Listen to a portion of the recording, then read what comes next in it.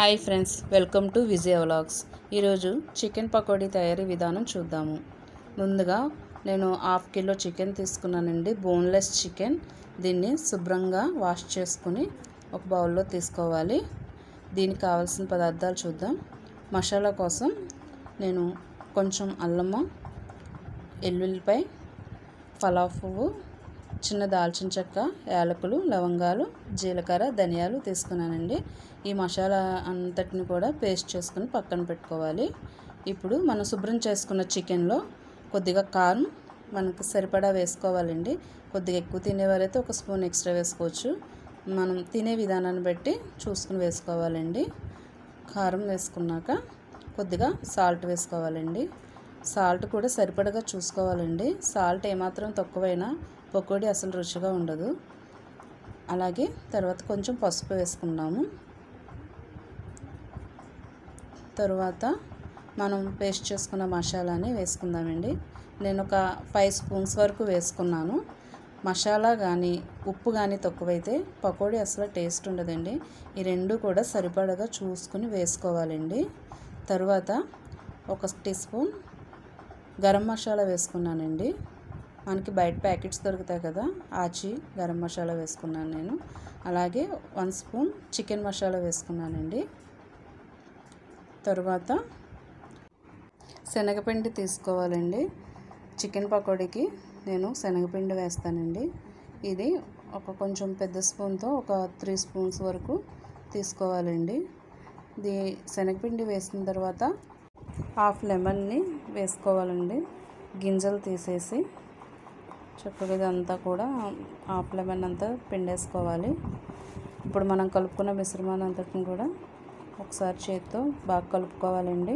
దీంట్లో కొంచెం క్రిస్పీగా కావాలంటే కార్న్ఫ్లోర్ యాడ్ చేసుకోవచ్చండి. ఒక 2 టేబుల్ స్పూన్స్.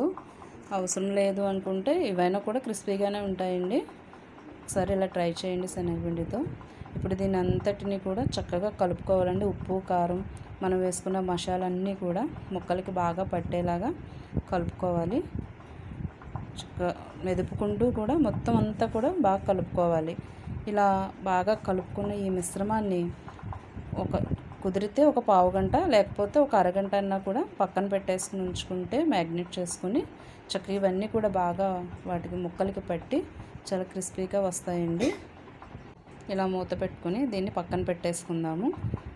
ఈ లోపల చూడండి, అరగంట అయిన తర్వాత దీన్ని తీసాను. చాలా చక్కగా ఉప్పు, కారం అంతా కూడా ముక్కలకి బాగా పట్టిందండి. ఇలాగ ఒకసారి మళ్ళీ దీని అంతటిని బాగా కలుపుకోవాలండి. ఈ లోపల పక్కన ఒక బాండీ పెట్టుకుని దానిలో నూనె పోసుకొని కాగనివ్వాలండి. బాగా హీట్ అయితే ఆయిల్ చక్కగా వస్తాయండి. ఇలా ఒకదాని తర్వాత ఒకటి వేసుకోవాలి. ఇలా ఒకదాని తర్వాత ఒకటి వేసుకోవాలండి. వేసిన వెంటనే వీటిని కదపకూడదండి. ఒక 5 మినిట్స్ అయ్యాక చక్క గరిటెతో కదుపుకోవాలి.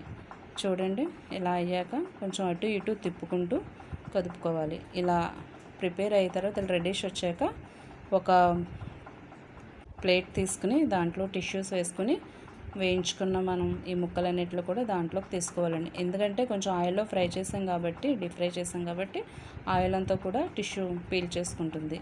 తర్వాత మనం గార్నిష్ చేసుకోవచ్చు. ఇలాగే నెక్స్ట్ రౌండ్ కూడా వేసుకోవాలండి.